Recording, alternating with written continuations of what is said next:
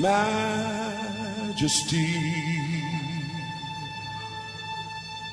Worship his majesty. Unto Jesus be all glory, power, and praise.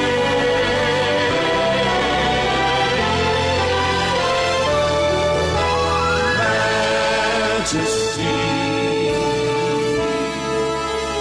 kingdom, authority,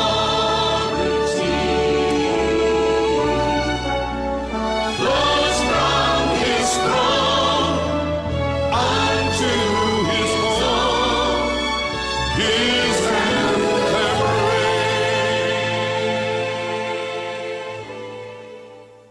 Shalom. Malam ini kita akan mendengarkan firman Tuhan bersama Revival Total Ministry Barat dalam acara Mendengar Suara Tuhan. Nampaknya sudah oke ya. Ya, puji Tuhan, saudara. Saudara, saya ulangi lagi ya khotbah kita malam hari ini. Haleluya. Ya, baik saudara. Saudara, malam hari ini saudara ada yang saya yakin saudara segala sesuatu selalu tepat pada waktunya ya. Saudara, beberapa waktu yang lalu saya sebetulnya mau menyampaikan tentang bagian ini tapi terhalang ya. Minggu yang lalu atau hari Minggu kemarin saudara, saya menyampaikan tentang akhirnya saya kasih judul ya. Ketika saya edit, saya kasih judul tabut Tuhan ada di mana? Ya. Tabut Tuhan ada di mana? Ya. Nah, saudara, kemarin saya menjelaskan tentang bagaimana bahwa ternyata saudara kalau kita hitung-hitung waktunya saudara, tabut Tuhan itu dikatakan selama 3 bulan ada di rumah Obed-Edom. Setelah 20 tahun ada di rumah Abinadab ya. Kita tahu saudara, tabut itu dirampas itu di zaman waktu Samuel masih kecil saudara. Ya, Samuel masih kecil atau mungkin ya saya tidak tahu umur pastinya ya, mungkin 12-13 gitu. Ya, saya tidak tahu, mungkin ada teman-teman yang boleh bantu cari ya. Nanti langsung diketik aja umur Samuel berapa waktu itu. Karena kejadiannya kan pada waktu dirampas itu Imam Eli masih hidup saudara. Ya, jadi tabut itu, jadi ketika waktu itu tabut itu dibawa berperang, akhirnya bangsa Israel kalah. Disitulah dikatakan bahwa istri daripada atau menantu daripada Imam Eli itu memberikan nama anaknya itu Ikabod gitu. Karena tabut atau kemuliaan Allah itu sudah pergi dari Israel, saudara. Haleluya. Ya. Ya. Nah, saudara, selanjutnya saudara, di zaman Samuel, saudara, ternyata saudara Samuel ya pasti mungkin tidak ditaruh hati untuk itu ya sama Tuhan gitu ya. Karena pasti ada panggilan setiap orang gitu. Jadi praktis saudara, tidak ada ingatan terhadap tabut perjanjian, dan tabut perjanjian itu selama 20 tahun ada di rumah Abinadab saudara. Jadi mereka yang merawat tabut itu saudara. Dan kita tahu saudara tidak ada kejadian atau tidak ada peristiwa yang penting dicatat selama tabut itu ada di rumah Abinadab saudara. Padahal saudara, tabut itu adalah lambang daripada kehadiran Tuhan saudara. Ya, sementara dikatakan di sana tidak ada kejadian apa-apa. Sampai suatu saat kita tahu Daud itu diberikan hati sama Tuhan. Saya yakin ya, kita yakin karena Daud adalah seorang yang sangat dekat atau sangat intim dengan Tuhan gitu. Itu semenjak dia muda saudara. Dia adalah orang yang sangat intim dengan Tuhan. Terbukti dari kitab Mazmur itu saudara. Ya, nah, saudara, singkat cerita kita tahu Daud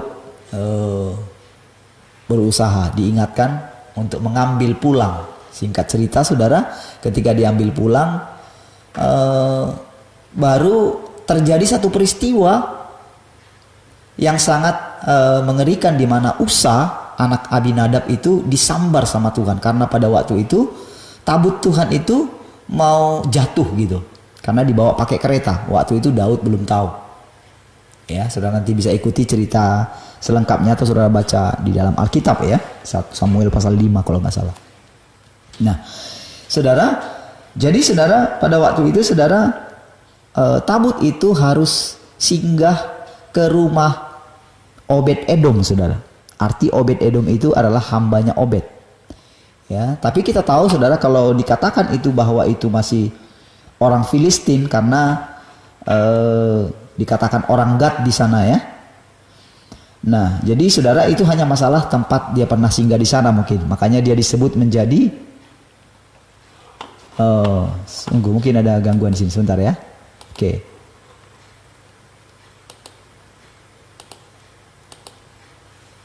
Haleluya.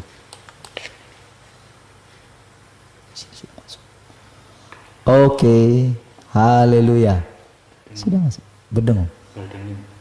Yang enggak masalah. Oke, ya, sip. Oke ya, nampaknya oke. Saya coba sekali lagi ya. Harus ulang lagi. Haleluya. Haleluya. Ya, udah masuk ya. Baik, puji Tuhan. Ya, sudah refresh semua. Aduh, gangguan lagi. Baik. Ya, saudara, itu tadi ceritanya ya. Sehingga saudara, tabut Tuhan itu harus singgah di rumah Obed Edom, saudara. Tapi saudara, anehnya selama 3 bulan tabut itu ada di rumah Obed Edom.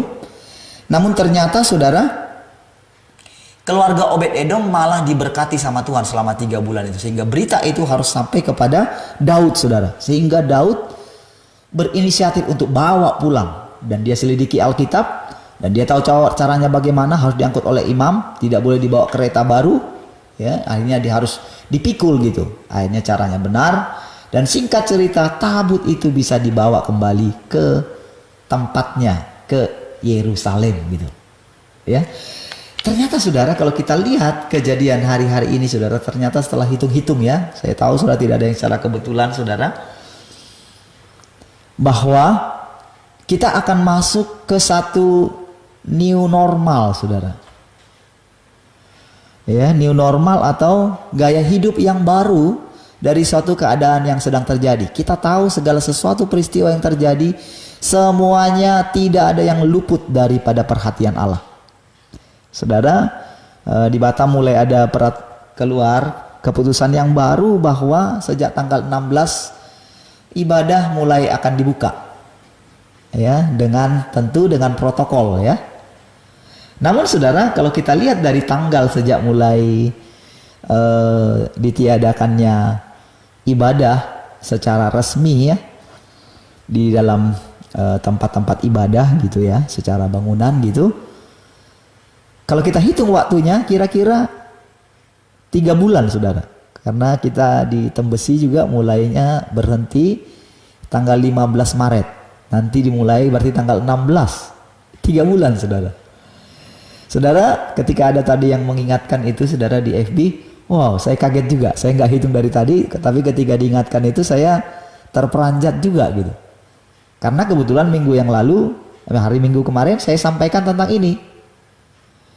Ya, jadi saya percaya saudara, segala sesuatu tidak ada yang kebetulan saudara. Namun saudara, dari kejadian ini kita boleh melihat saudara. Nah, kemarin saudara, orang sibuk ketika ditutup ibadah. Para imam-imam di gereja itu pada sibuk mau ibadah gitu. Tetapi begitu malah digongkan untuk ibadah, malah sekarang mulai berpikir ada apa ini, mulai mencari. Wah, sampai pemimpin satu organisasi yang mengumpulkan para hamba-hamba Tuhan ini saudara bingung dibuat. Kemarin kok ketika dilarang, ketika dihimbau untuk tidak beribadah, kok pada mau beribadah. Sekarang begitu disuruh, ayo silakan ibadah, kok malah tanyanya panjang-panjang gitu. Makanya sampai mengeluarkan satu statement begini, saudara. Ayo, sekarang silakan harus ambil keputusan sendiri. Jangan nanti begitu diambil keputusan, kami yang disalahkan. Saudara yang sendiri yang harus mengambil keputusan. Saudara sudah dewasa gitu. Nah, mulailah bermunculan, saudara, ayo kita diskusikan tentang keadaan ini. Wah, tidak ada yang berani ngambil keputusan, saudara.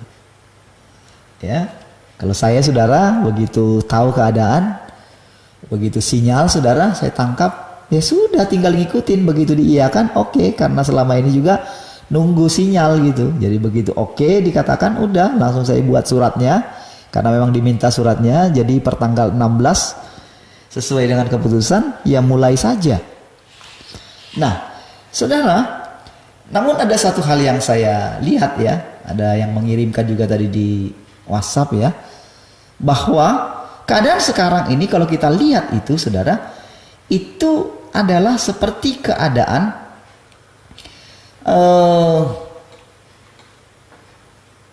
kalau kita lihat itu, saudara, keadaan yang sedang ada ini adalah keadaan apa namanya tadi ya, herd immunity ya. Artinya, saudara, dengan keadaan seperti ini, saudara, bahwa sekarang sedang diadakan bagaimana siapa yang kuat, dia yang hidup gitu. Karena, saudara, dari WHO sendiri, saudara, keluarkan satu keputusan bahwa memang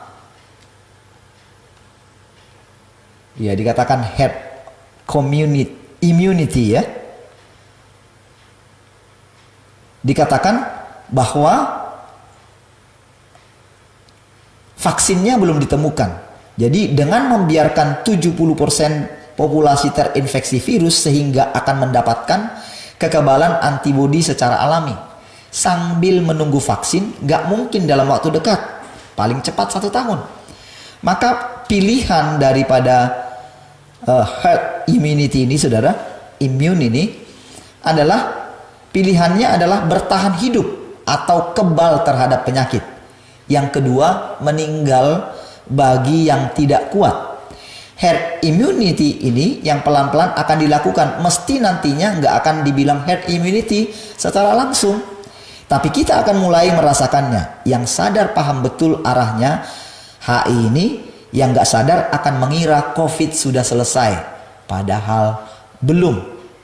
Ya, kalau kita lihat, saudara, dari setiap kejadian ini, saudara, sudah mulai muncul, saudara, bahwa mulai akan dilaksanakan ini. Itu sebabnya, saudara, pemerintah kita mengumumkan tentang berdamai dengan COVID, saudara. Karena dari dulu, saudara, memang, saudara, dari dulu, saudara, itu penyakit sudah banyak ya. Namun vaksinnya baru ditemukan kemudian, saudara. Tapi hal yang ini karena di blow up ya, terlalu tinggi, maka orang mulai takutnya tinggi. Setelah kita lihat bahwa ternyata ketika diadakan PSBB secara besar-besaran, baik di negara kita, baik di negara lain, Cina yang dianggap sudah berhasil sekalipun, ternyata timbul kasus baru lagi. Apa maksudnya, saudara? Sekarang kita sedang ada di masa bahwa di mana kita sedang menuai satu keadaan kejahatan, menuai buah kejahatan yang meningkat sesuai dengan kemajuan teknologi yang sangat pesat sekali. Jadi kalau saudara mengikuti berita-berita, saudara tentu akan memahami maksud daripada apa yang saya sampaikan ini, saudara, perkembangan yang sedang terjadi ini, saudara. Ya. Nah, saudara, malam hari ini, saudara, saya mau membagikan kepada saudara tentang apa yang dikatakan Alkitab. Kalau kita lihat di dalam kitab Wahyu, saudara, kepada jemaat ya, sejak saya sudah bagikan kemarin tentang barang siapa menang ya. Cuman mungkin dulu belum sedetail seperti sekarang ini mungkin ya. Nah, saudara, kalau kita lihat kepada ketujuh jemaat ini, saudara, kepada jemaat Efesus, kepada jemaat Smyrna, kepada jemaat Pergamus, kepada jemaat Tiatira, kepada jemaat Sardis, kepada jemaat Philadelphia, dan kepada jemaat Laodikia. Kalau kita lihat dari ketujuh jemaat ini, saudara, itu sebetulnya sedang menubuatkan juga 7 zaman gereja, saudara. Ya, dari zaman Katolik Roma ke Protestan, ke Baptis, selanjutnya ke Karismatik, dan selanjutnya ke yang sekarang, di mana gereja mengalami satu kekayaan yang luar biasa, saudara. Nah, saudara yang dikasihi Tuhan Yesus, dari ketujuh jemaat ini, saudara, selalu dikatakan barang siapa menang. Saudara, di dalam setiap generasi daripada gereja, kita tahu, saya sudah jelaskan beberapa waktu yang lalu, saudara, bahwa ketujuh gereja ini masih hidup di zamannya Yohanes, murid Tuhan Yesus maksud saya ya. Ini gereja ini masih hidup di Asia. Dan ternyata, saudara, pesan ini juga ternyata itu adalah pesan kepada jemaat yang hidup di zaman selanjutnya. Ternyata sistem kerja Tuhan itu ternyata seperti itu. Jadi saudara perhatikan, ketika Tuhan berbicara ke zamannya dia, ternyata di zaman kita juga ternyata bisa mendengarkannya. Saudara tentu masih ingat tentang apa yang saya sampaikan tentang bahwa Allah itu adalah Alfa dan Omega. Saudara, ketika Tuhan Yesus menyampaikan pesan tentang akhir zaman, tentu saudara lihat bahwa harusnya, saudara, pesan itu disampaikan kepada murid-murid pada waktu itu. Tetapi kalau kita lihat selanjutnya, ternyata baru di zaman-zaman sekarang ini pesan itu baru terasa begitu kuat, saudara. Ketika dikatakan, kalau kamu melihat berdiri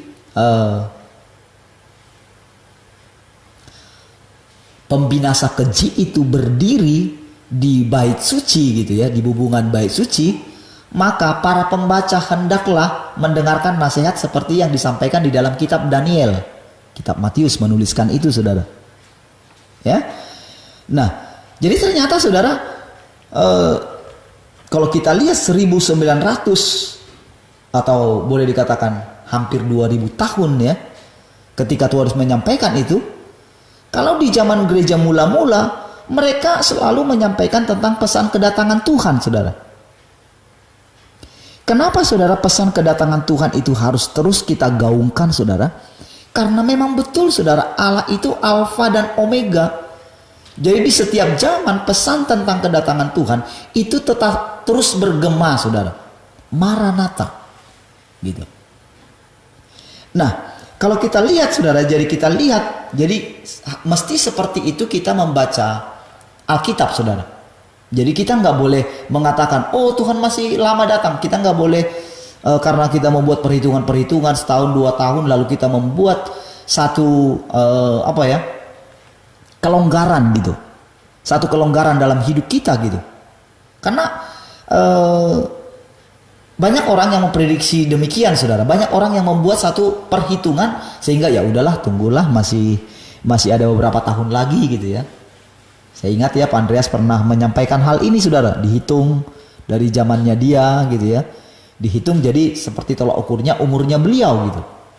Umur manusia 70 tahun, kalau kuat 80 tahun, sehingga dihitung-hitung kira-kira tahun sekian. Banyak orang prediksi.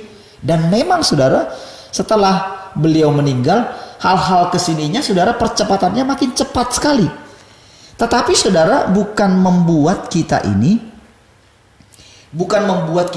menjadi lengah dalam setiap waktu-waktu kita, saudara. Waktu kedatangan Tuhan itu kita mesti bersiap kapanpun. Bukan hanya ketika keadaan ini seperti yang kita lihat sekarang, saudara. Bukan hanya seperti itu, saudara. Tapi, saudara, kita boleh terus mempersiapkan diri kita.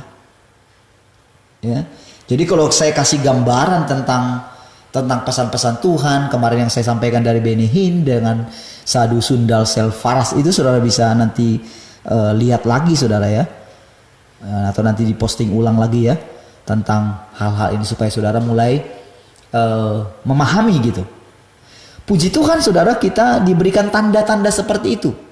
Tetapi sebetulnya walaupun tidak ada tanda-tanda seperti itu, sebetulnya kapanpun Tuhan Yesus datang kita mesti siap gitu. Mau tidak mau. Ya, itu sebabnya saudara, pesan tentang pengangkatan harusnya juga kita nggak bisa mengharapkan kita mesti diangkat gitu. Sebetulnya tidak bisa seperti itu. Karena sebetulnya bagian kita adalah menjaga hidup kita. Kalau kita sampai karena kita takut mengalami penganiayaan, lalu kita memilih, oh harus terangkat. Oh saudara tidak akan jadi pemenang. Ya, tetapi saudara yang benar adalah tinggal di dalam Dia dan Dia di dalam kita. Mengikut Tuhan kemanapun kita pergi. Ya, itu sebabnya pesan kepada ketujuh jemaat ini saudara. Banyak orang memilih, ya banyak orang menyatakan gerejanya sebagai gereja jemaat Philadelphia. Karena kalau kita perhatikan saudara, ketujuh jemaat ini saudara, hanya jemaat di Philadelphia lah yang tidak mengalami teguran. Ya, coba kita baca dulu ya kitab Wahyu pasal yang ketiga. Mungkin patokan dari ketujuh jemaat ini sangat didambakan oleh setiap orang. Ya, perhatikan saudara. Dan tuliskanlah kepada malaikat jemaat di Philadelphia, Wahyu pasal 3 mulai dari ayat 7. Inilah firman dari yang kudus, yang benar, yang memegang kunci Daud. Apabila ia membuka, tidak ada yang dapat menutup. Apabila ia menutup, tidak ada yang dapat membuka. Aku tahu segala pekerjaanmu. Lihatlah, aku telah membuka pintu bagimu yang tidak dapat ditutup oleh seorang pun. Aku tahu bahwa kekuatanmu tidak seberapa. Namun engkau menuruti firmanku dan engkau tidak menyangkal namaku. Saudara, ada satu keistimewaan daripada jemaat di Philadelphia ini adalah jemaat Philadelphia ini sangat mengetahui bahwa sangat mengandalkan Tuhan, saudara. Jadi kalau boleh kita katakan jemaat Philadelphia ini adalah jemaat yang keluar dari penganiayaan yang mungkin sudah mengalami satu seleksi, saudara. Ya. Mereka mengalami satu lawatan Tuhan dan mereka mengandalkan hidup benar-benar bergantung sepenuhnya kepada Tuhan. Karena dikatakan, aku tahu kekuatanmu tidak seberapa. Jadi jemaat Philadelphia ini menuruti firman Tuhan. Walaupun firman itu mungkin tidak masuk akal, dia ikuti saja. Jadi mungkin jemaat ini sudah belajar gitu ya.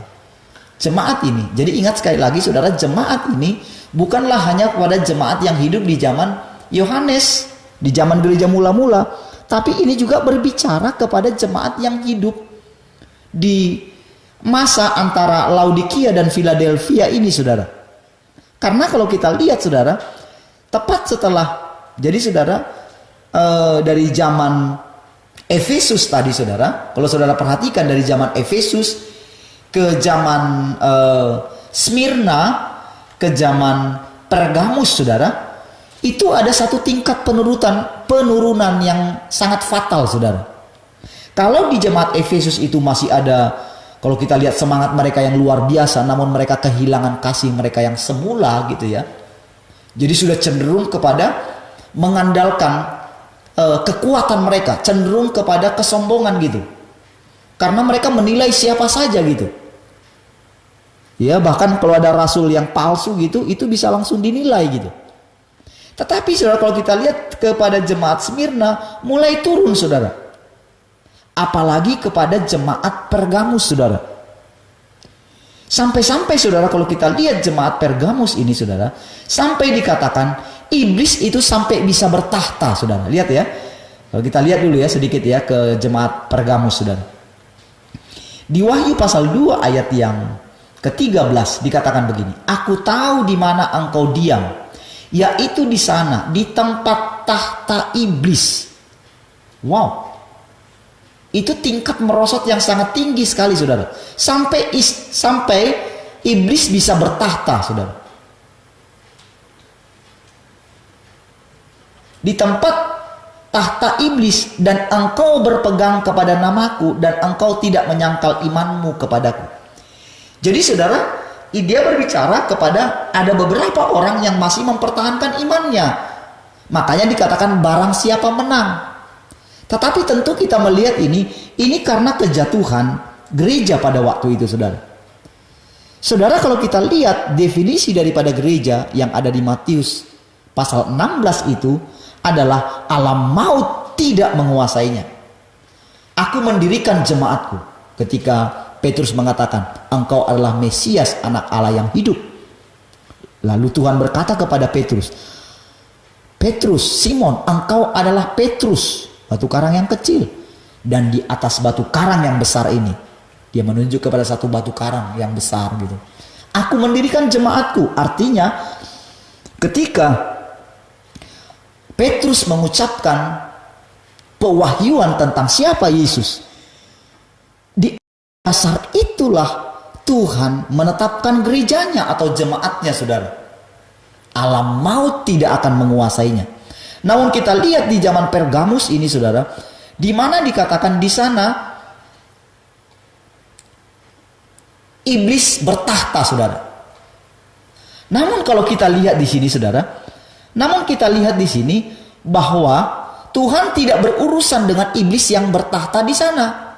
Dia berurusan kepada jemaat yang ada di sana, saudara. Wow. Jadi saudara, kita nggak boleh berurusan dengan kondisi apa yang kita lihat sekarang dalam gerejanya hari-hari ini, saudara.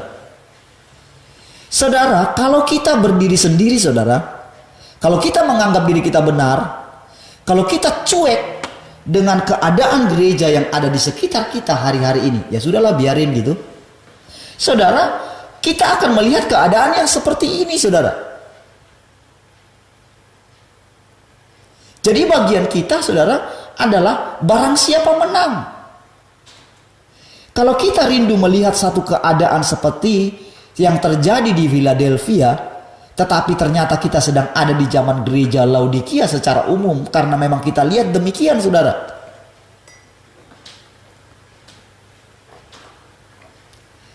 Saudara, sangat sulit, saudara, hari-hari ini orang-orang percaya membangun satu iman yang tulus di hadapan Tuhan. Ketika ada seorang hamba Tuhan yang menyampaikan Injil yang benar, saudara bisa saksikan ya. Saudara bisa keluar dari satu kenyamanan mendengarkan firman yang itu-itu saja, atau yang hanya menyenangkan daging saudara, atau yang hanya berhubungan dengan masalah kehidupan daging saja.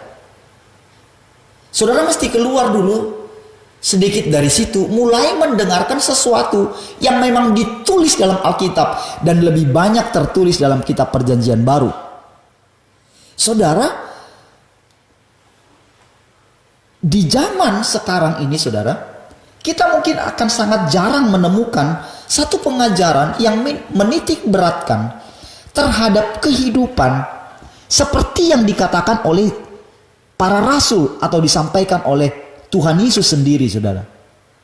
Ya, nah, saudara, kalau kita lihat sampai nanti dari Tiatira masuk ke Sardis dan akhirnya masuk ke Philadelphia. Di Philadelphia itu adalah puncak, ya, puncak daripada kesempurnaan gereja sebetulnya. Karena kalau kita lihat di sana, jemaat Philadelphia itu mereka tidak ditegur, saudara. Nggak ada yang ditegur di sana, saudara.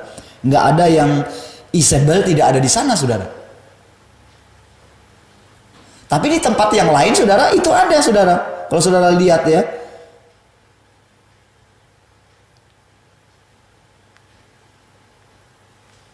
di jemaat Pergamus sepertinya ya.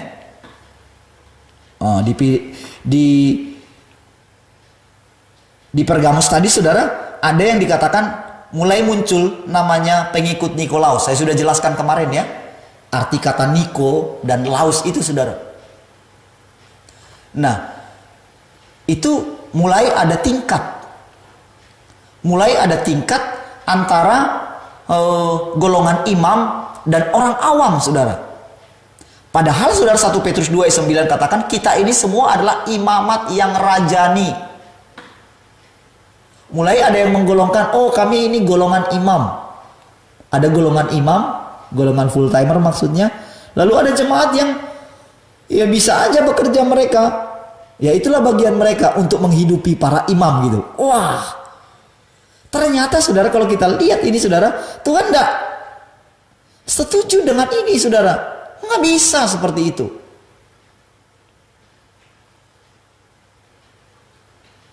Lalu seolah-olah mereka dibiarkan hidup, tidak dipedulikan bagaimana cara hidup mereka. Yang penting perpuluhannya masuk gitu. Wah, ini nggak bisa seperti ini saudara. Ya. Nah, kalau kita lihat itu juga ada yang dikatakan yaitu ini masih sekarang di Tiatira saudara. Di Tiatira itu baru muncul yang namanya wanita Isabel, saudara. Padahal saudara, Isabel itu kan hidup di zamannya Elia, saudara. Kan Isabel yang mengejar-ngejar Elia itu.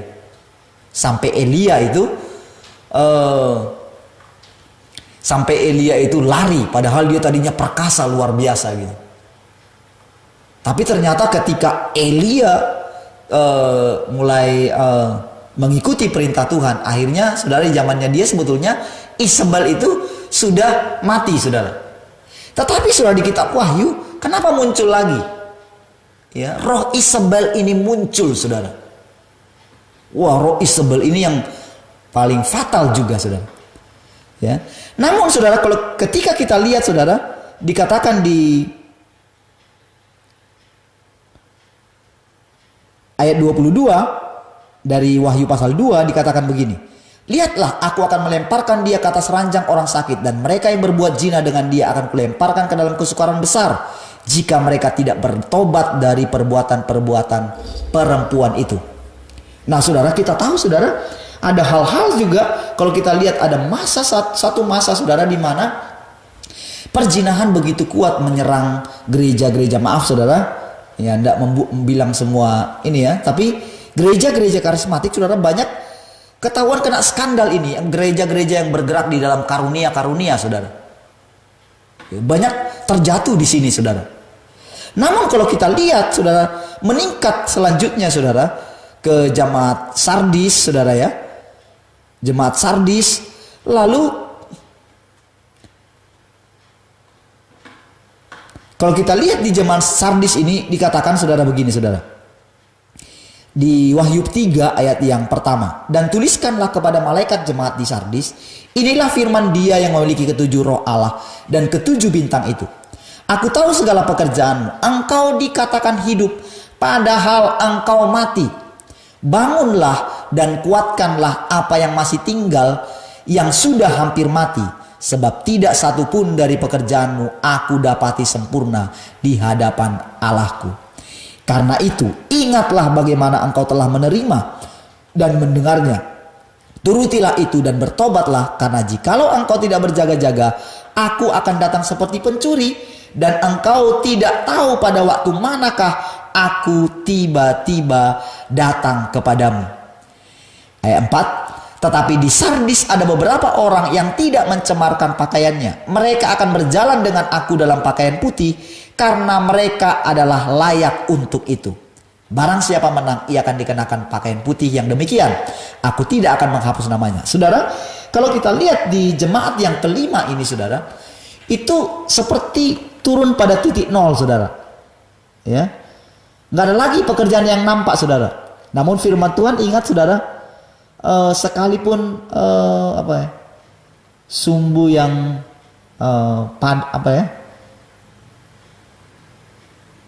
yang berasap gitu ya, tidak akan dipadamkannya katanya. Buluh yang terkulai tidak akan dipatahkannya saudara. Tetapi saudara, justru pada tingkat titik nol ini, disinilah mulai terjadi Tuhan mengangkat kembali saudara. Dan ketahuilah saudara, ternyata saudara, sistem Tuhan selalu begini saudara. Saya mulai belajar saudara. Ternyata saudara, sistem Tuhan itu selalu saudara dia mencari orang-orang.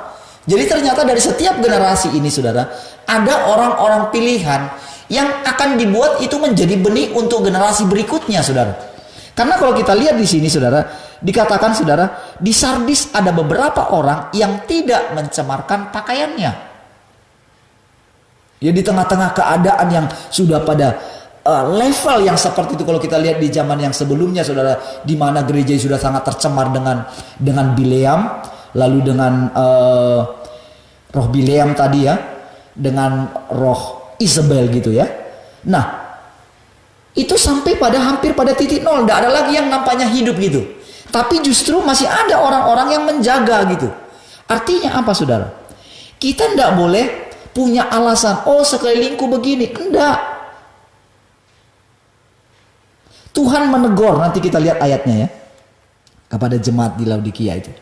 Perhatikan saudara, setelah itu saudara, kita melihat dikatakan, barang siapa menang, ia akan dikenakan pakaian putih yang demikian.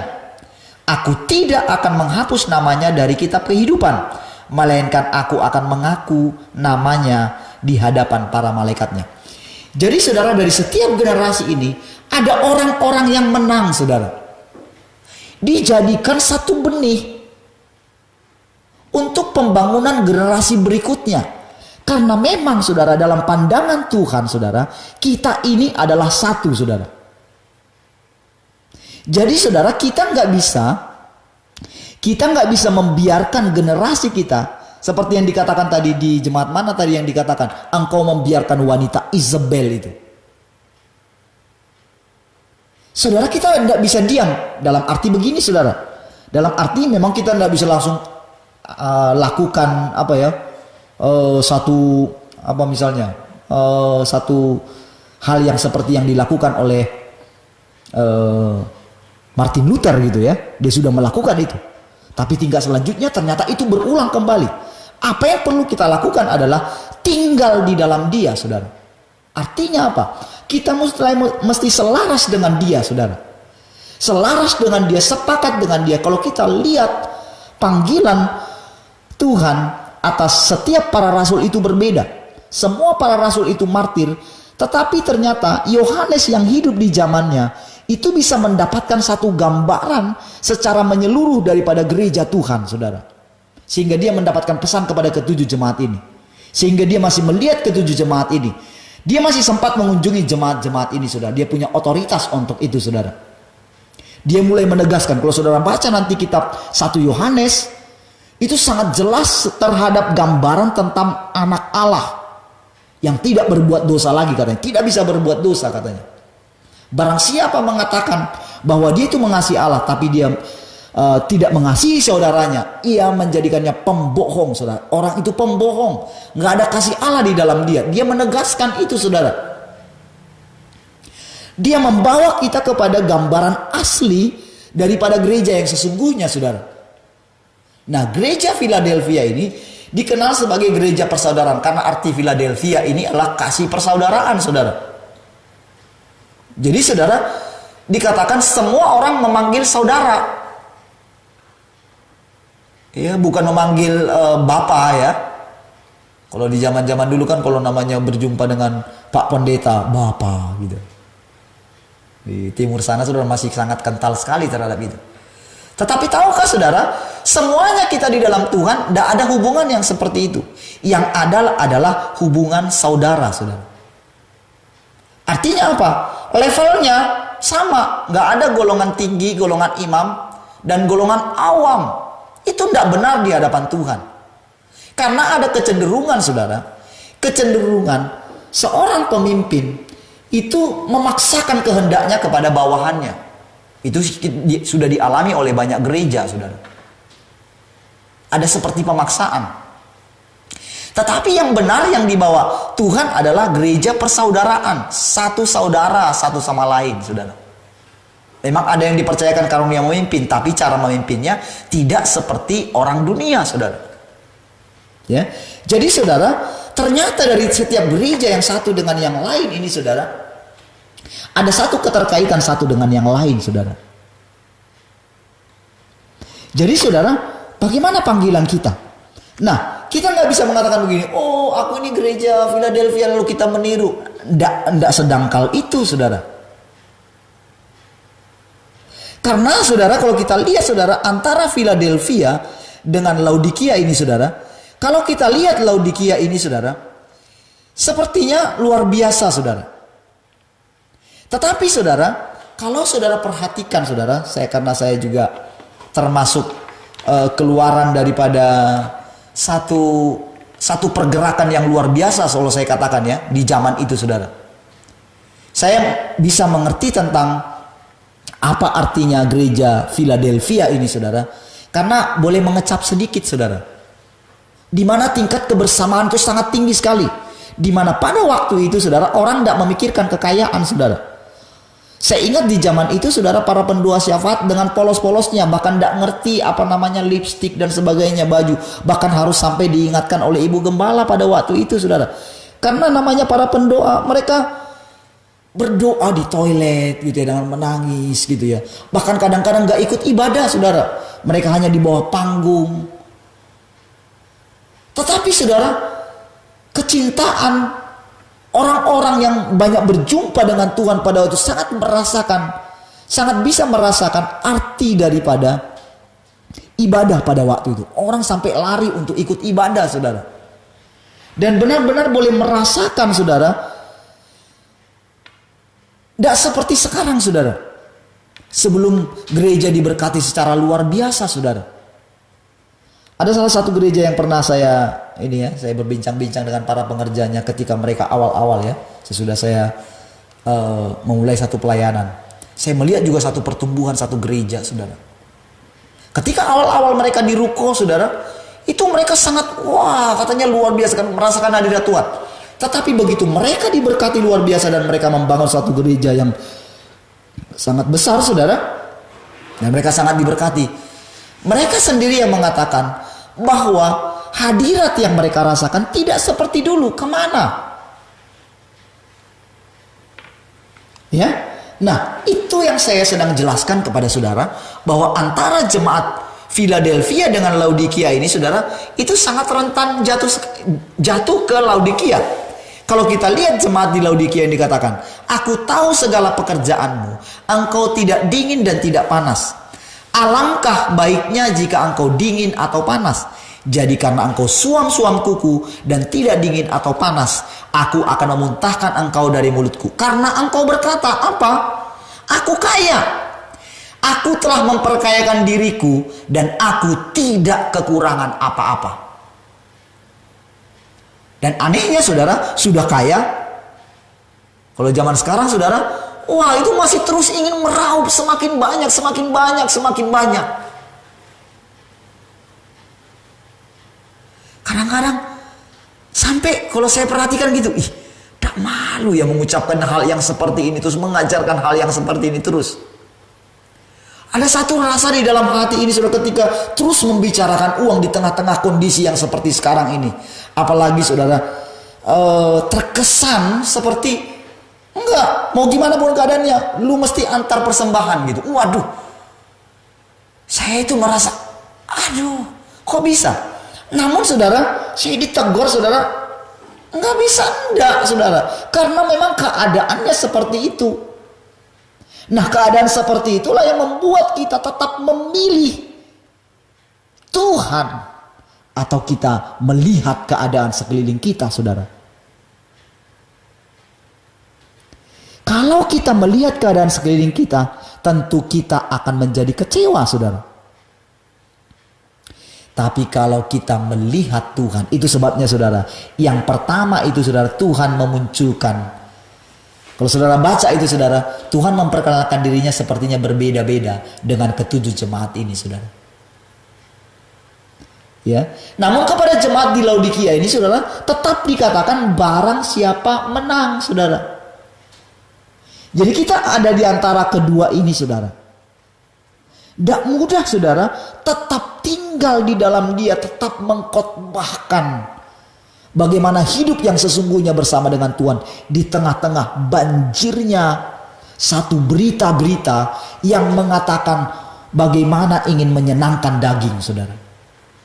Itu sebabnya dikatakan barang siapa menang. Saudara yang dikasihi Tuhan Yesus, di tengah-tengah keadaan yang seperti sekarang juga, sekarang diperhadapkan kepada kita barang siapa menang. Ya, itu sebabnya kemarin sempat terlontar ya, saya sudah mulai lontarkan begini saudara. Sekarang tergantung kepada jemaat mau benar-benar mengejar Tuhan di hari-hari ini. Ingat kemarin saudara, tabut Tuhan itu ada di mana saudara? Kalau kita gambarkan saudara, itu kemarin ada di rumah Obed Edom saudara. Saudara, ketika Obed Edom menerima, rumah itu diberkati luar biasa saudara.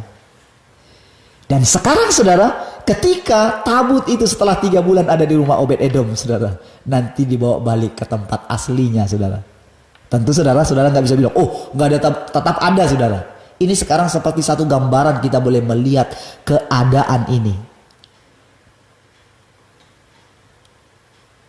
Obed Edom mengikuti tabut itu saudara. Kalau dikatakan tadi Usa mengikuti tabut yang mau dibawa pertama dari rumah Abinadab saudara, kita tahu di tengah jalan saudara, dia disambar sama Tuhan. Artinya apa saudara? Artinya tabut itu atau kemuliaan itu sedang dinyatakan. Saudara, dari zaman gereja dari yang lalu kita lihat seolah-olah saudara, tabut itu tidak memanifestasikan apa-apa. Orang-orang tidak belajar takut akan Tuhan. Sampai saudara ketika Daud melihat Usa mati saudara, Daud belajar sesuatu yang berbeda tentang hadirat Tuhan. Tabut Tuhan itu menyambar Usa dan dia marah. Itu membuat dia benar-benar merendahkan diri di hadapan Tuhan. Sampai dia dengar ternyata Obed Edom bisa menangani tabut Tuhan saudara. Daud yang merasa bisa menangani Tuhan, menangani tabut Tuhan. Ingat saudara, ketika dia ingin membangun bait suci, dia tidak diizinkan membangun bait suci. Saudara yang dikasihi Tuhan Yesus, ada banyak hal kita ingin menjaga tabut Tuhan dengan kekuatan kita. Ingin menarik hadirat Tuhan dengan kekuatan kita, tanpa kita sadar bahwa itu adalah daging kita. Saya tahu hari-hari ini menjelang kedatangan Tuhan yang kedua kali, Tuhan menyatakan kemuliaannya yang semakin besar di tengah-tengah kita. Saudara yang dikasihi Tuhan Yesus, pilihan ada di tangan saudara. Sekarang bagaimana kita menyikapi? Kalau kita mempunyai hubungan dengan Tuhan, kita akan mengikuti tabut Tuhan itu saudara. Sama seperti Obed Edom, dan akhirnya dia menjadi penjaga pintu gerbang.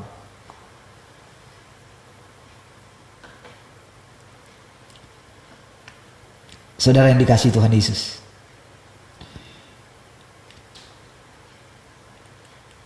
dikatakan saudara,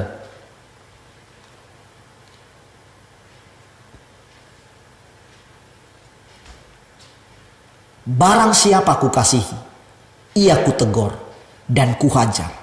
Dan sebab itu relakanlah hatimu dan bertobatlah. Wahyu 3 ayat 19. Dari 18 dikatakan, maka aku menasihatkan engkau supaya engkau membeli daripadaku emas yang telah dimurnikan dalam api, agar engkau menjadi kaya, dan juga pakaian putih supaya engkau memakainya, agar jangan kelihatan ketelanjanganmu yang memalukan, dan lagi minyak untuk melumas matamu, supaya engkau dapat melihat. Saudara, untuk jemaat Laodikia, kita sedang hidup di zaman itu saudara, di mana untuk memperoleh anugerah Allah mesti dibeli saudara. Artinya apa saudara? Ada harga yang saudara harus bayar saudara. Ini berbeda saudara. Saudara mesti membeli emas yang telah dimurnikan. Apa maksudnya, saudara? Itu adalah satu proses, saudara. Prosesnya begini, saudara. Di tengah-tengah orang sedang diberkati luar biasa. Tetapi saudara, ketika saudara berkata, aku mau beli emas yang telah dimurnikan, engkau akan diizinkan mengalami nampaknya tidak melihat hal-hal berkat secara jasmani dalam hidupmu. Ini bukan berarti karena kegagalan hidup kita ya.